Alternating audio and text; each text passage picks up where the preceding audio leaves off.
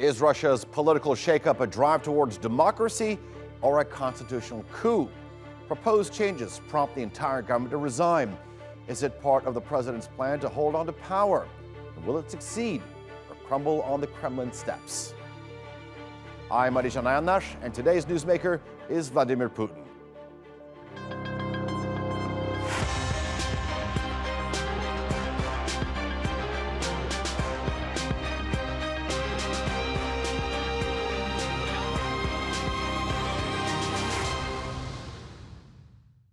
There's still 4 years before Putin's president term officially expires. But as Russia's longest-serving premier since Soviet leader Joseph Stalin, he's already making plans. He's proposed a sweeping set of changes to Russia's constitution, all in an effort, he says, to make the country run more democratically. But many Russia watchers are skeptical of his motivation. They see the planned amendments as a way of him hanging on to power. Now, the last time these accusations surfaced, Putin had swapped jobs with Dmitry Medvedev, and people came out to protest. This time around, Prime Minister Medvedev resigned and has been replaced with a little-known tax chief. If the constitutional changes are approved, it could be the biggest overhaul of Russia's political system in decades. But will these reforms lead to genuine change or Putin's political demise? Hyder Abbasi takes a look.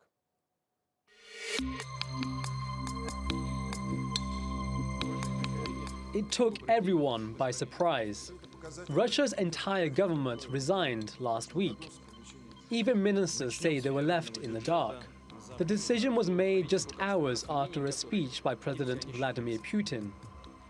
Вместе с тем, учитывая, что предложенные инновации касаются существенных изменений политической системы, деятельности исполнительной, законодательной, судебной власти, считаю необходимым провести голосование граждан страны по всему пакету предложенных поправок в Конституцию Российской Федерации. A constitutional shakeup. Prime Minister Dmitry Medvedev said the government quit to help bring about these changes.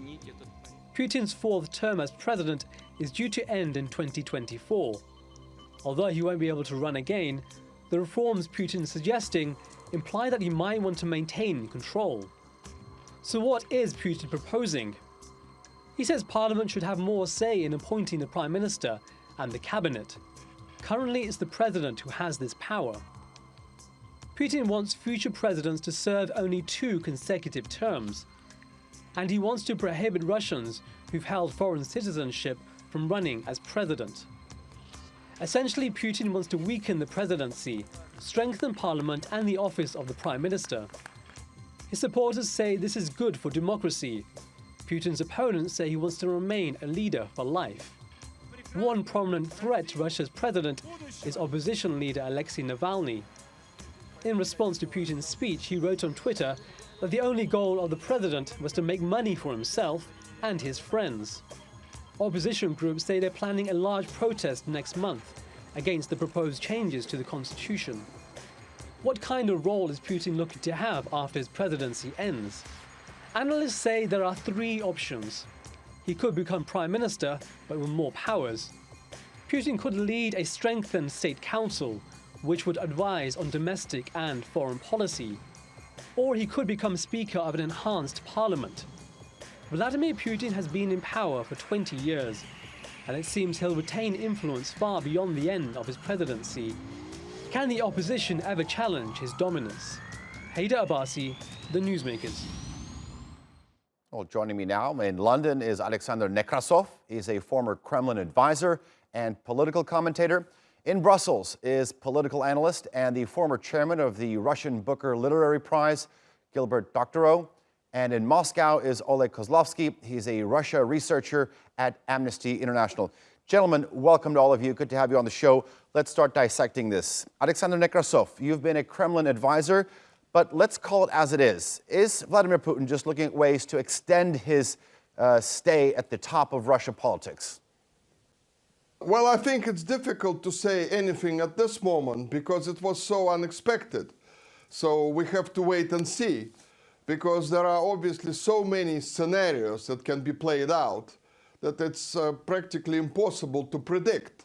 I mean, one of the scenarios may be that Putin, after getting through all these changes, will step down and assume some new position.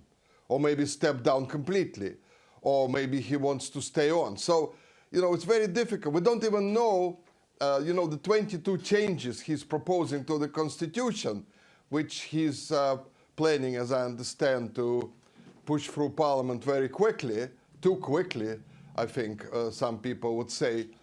We don't even know what these changes would be and how they would play out on the new structures of power, and who is going to run what, and how are they going to communicate with each other. It's too difficult to say now, but what I can say right now is that from the public relations point of view, this was not a good move. It was not done properly. I think it caused a lot of suspicions in Russia itself. Rumors started to abound that there might have been an attempted coup in the Kremlin, outside the Kremlin, doesn't matter. And this is bad for Russia. We don't need this situation at all. Okay. Oleg, do you buy that? I mean, it's often said that autocrats rarely resign. They don't fade into the darkness. So do you think that this is a political maneuvering so he can establish his position at the very top?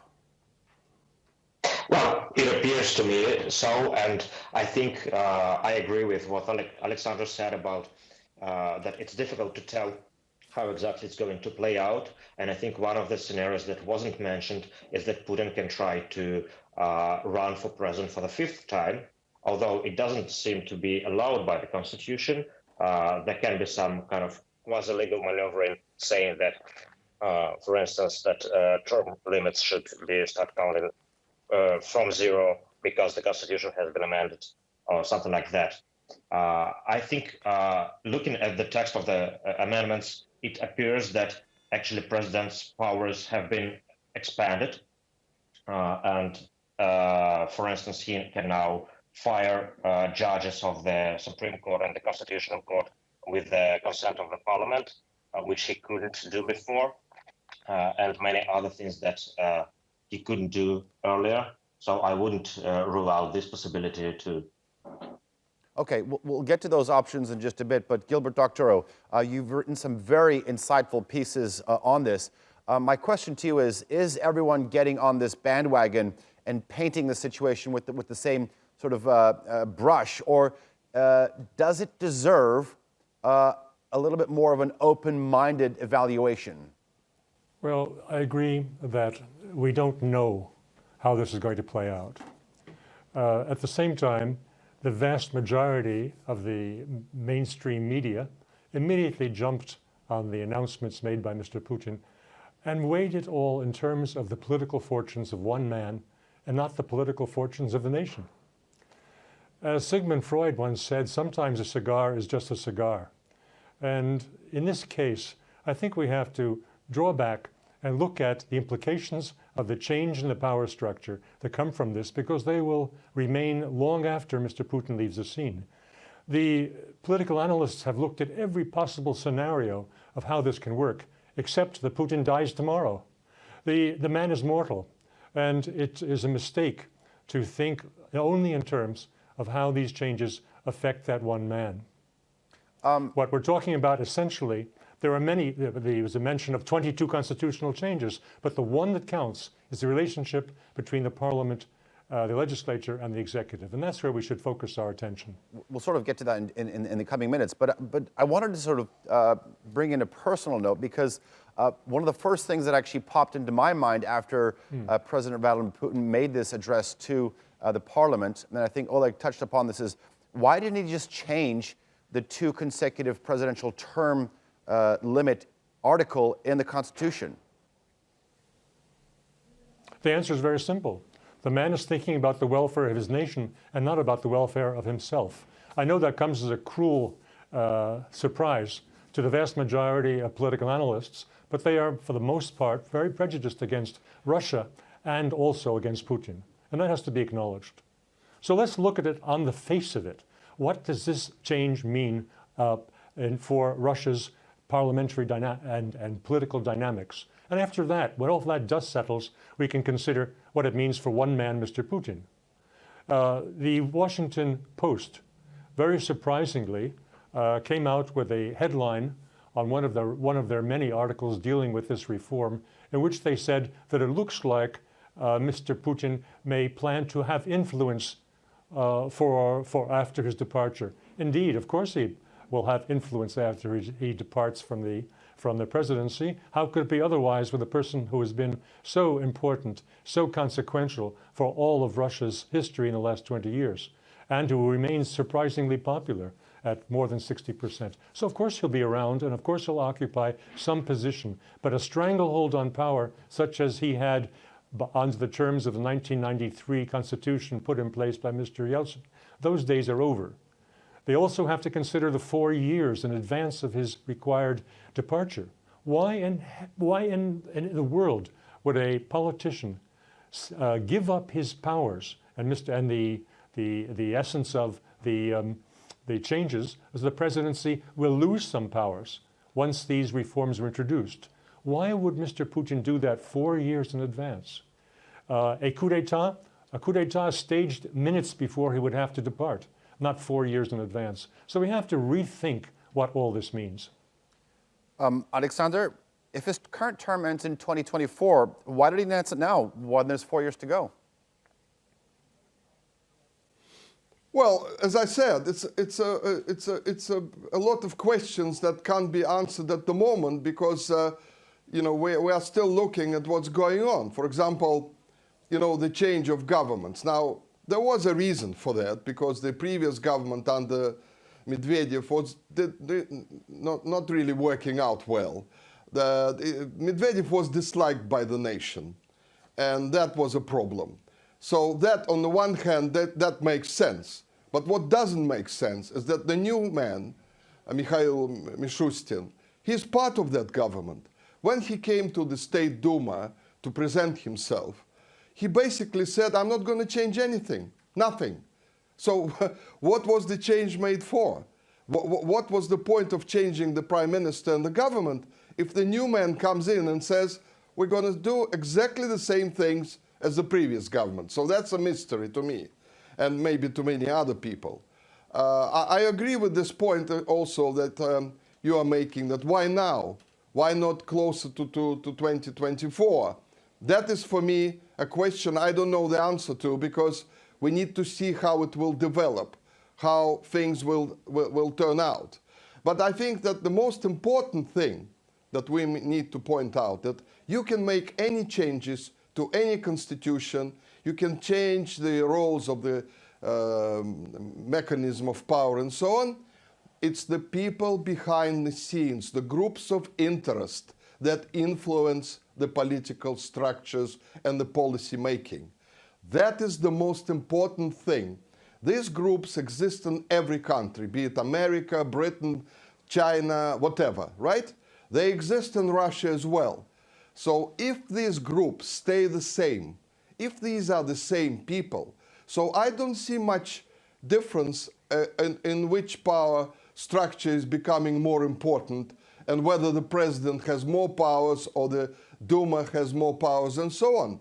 We need to see change on this level, first of all.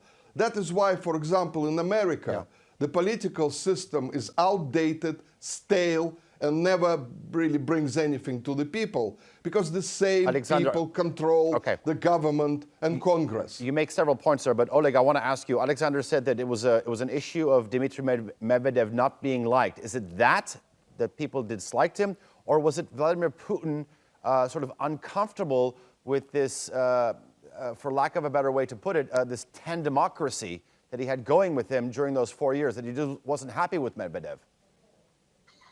Well, I don't know. We should ask Vladimir Putin about his motivation. I don't think there was any good explanation from any part of why the prime minister had to resign and the government with him. And also, I will remind that yesterday the prosecutor general was also replaced. So apparently, it is Putin involved in some kind of reshuffling of the entire political elite of the heads of all the major political bodies in the country. We don't know why. Okay. Gilbert, by setting the rules of this 2024 transition and announcing these changes so early, do you think that perhaps President Putin was trying to sort of place himself ahead of the game? I think he's trying to prepare for consolidation of the Russian political landscape and to give it greater stability and predictability in the period that remains in his office and beyond that. I believe that one of the cardinal things we should look at is the way that the Duma is or is not merely brought into the nomination or approval of ministerial posts, but is allotted ministerial posts. I think there's an excellent chance that several of the ministerial posts will in fact be dealt out to the Duma parties. And that would be a very good, if it happens, it will be a very good advance payment on Russia's move towards a broader participation in decision-making, in responsibility among the great many mature politicians and statesmen who have become mature under the last 20 years of Mr. Putin. That also relates to the role of Russian civil society. It has grown, it has matured, it's taken on new proportions completely in the last several years. And I think that if the Duma members are given responsibility in governing, then the whole parliamentary system and electoral democracy will be more interesting for the public. Alexander, here's a question for you. Do we know what role Putin will likely take on? Because, I mean, is it definitely going to be the prime ministership? Because he could be heading the state council, if I'm not mistaken, because in that speech to parliament, he said, quote, it would make more sense to increase the status and the role of the state council in the Constitution of Russia. If you were a betting man, where would you put your money on? I think it's still very difficult to say what the plan is, because technically speaking, we haven't yet seen any of the changes introduced or proposed or approved, and there's going to be a national vote on them and so on. And I think at the moment it's practically impossible. You know, I wouldn't even discard the possibility that Putin will simply step down. So you see, it's very difficult. But what I would say that including other parties in the government will not change much. Represented in the Duma will not change much because of the current system, because all these parties are very timid, they're very loyal to the president, to the Kremlin and so on. So I don't see any difference. Okay, so we'll be a communist, a liberal Democrat in the government, and actually it will allow the president, the Kremlin, to say, now guys, you are in the government, you can't just criticize the government because you are part of it. So it might be a trick, by the way, to lure them in and then to make them responsible for the actions of the government. And I don't personally see any opportunities for the current system to work so that the new government can actually change anything. I don't see any economic policy suggested by Putin. I don't see any actually foreign policy suggested by Putin. I don't see any so-called successes that the West is so afraid of. Alexander, you said yourself that it's still too early to tell. All right, Oleg, I want to get you into this conversation too. Yes, it is foreseen that there's going to be a referendum in all this.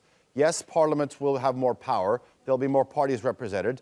Part of the president's powers will be curbed. But my question to you is, will this transition, will this entire process make Russia more democratic? Well, I don't see it happening, actually. If we look from at the first glance, it has little to do with democracy. It's more reshuffling of the institutions that are already there. Unfortunately, what we could see, there were some very simple things that could be achieved that could enhance democracy. For instance, direct election of the members of the Senate, something that has been discussed for many, many years. However, what we always heard from the government, it would require amendments to the Constitution. Now we have amendments to the Constitution, but they don't have this position. Okay. So it's mostly, it has little to do with the people or will of the people. Will this definitely pass, Gilbert? I mean, President Putin's approval ratings have fallen significantly in the past years. His popularity seems to be pretty much at the lowest point it's been in the last 13 years. Is it a guarantee that this referendum will pass? I don't agree with your appraisal. Actually, his popularity has risen in the last few weeks. It's between 60 and 70%. And I think most any leader in Western Europe or in the world at large would be absolutely glowing with joy to have figures like that. The question is not his popularity. The question is, do people trust him? What do they expect from this reform? And indeed, no one quite knows, but we don't have to wait very long. And this is the charm of it all. The reforms are being introduced with lightning speed, and we will know in the next month or two what kind of Russia will emerge within the next 4 years and beyond. Because the plebiscite on these constitutional changes is very likely to occur in the last weeks of April. That's to say, in very short order. Then I would expect with that kind of lightning speed, the implementation will follow. And if indeed Mr. Putin implements the changes and gives up some of his powers, then without any requirement whatsoever to do so under the present constitution, then we will have proof positive that this is intended for the welfare of Russia and not for the welfare of Putin. Moreover, his moving to the premiership is a non-starter. If the president, under his recommendations, will remain the supreme and most important political figure in the executive, and who has the right to remove the prime minister, to discharge the prime minister, then wouldn't it be extremely incautious for Mr. Putin to reserve that post for himself sometime in the future? Of course he wouldn't. So we have to look more broadly, and I say consider all these reforms for the welfare of Russia, and not just for the welfare of one man and his few cronies. Alexander, if this is an effort to benefit more Russia than it is to Putin, is this an effort to rebuild Mother Russia after the collapse of the Soviet Union then? Well, Russia was always in sort of a rebuilding shape after the collapse of the Soviet Union.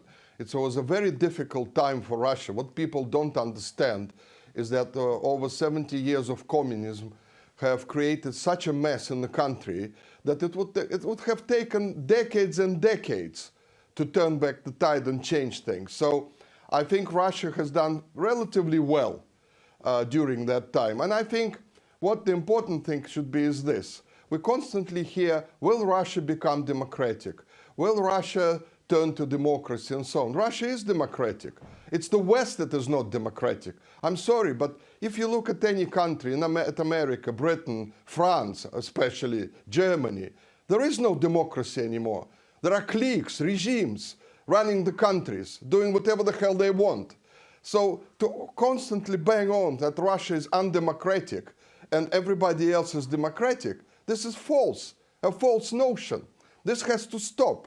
This lying about Russia goes on and on and on when there are huge problems. There are a crisis of political systems across the world, and especially in the West. And they're not changing anything. They're just doing whatever they want and accusing Russia of all the sins in the world, well, China as well now. And this is absolutely absurd. There is more free press in Russia than in Britain, would you believe it? And I just feel, Alexander, sometimes I feel frustrated hearing all this rubbish. I have to give Oleg, because this is right up Oleg's alley. I mean, France and the UK is not democratic. Russia is democratic. How do you respond to this, Oleg? I have a minute left in the show. Well, I'm not an expert in France or UK. I can only look at what happens in Russia. And if we talk about democracy, let's look at what happened in the last major election last year in Moscow City Duma, when all the leading opposition figures were just not allowed to even run. And it led to massive protests, which were dispersed by the police. Thousands of people were arrested. I don't think this is a sign of democracy when people are even arrested for asking to have their candidates registered. And unfortunately, I think this is something to the contrary. Okay. All right. Oleg Kozlovsky, Alexander Nekrassov, and Gilbert Doctorow, thank you very much for joining us here on The Newsmakers. Some very insightful analysis. I certainly feel very happy. Thank you very much. Well, we tried to look into Russia's future to see what role Vladimir Putin might play, but Russia's history is full of political upheaval. Did you know that 115 years ago, almost to the day, the streets of St. Petersburg exploded in violence? It would come to be known as the Bloody Sunday Massacre. It would change the course of the nation's history. Take a look.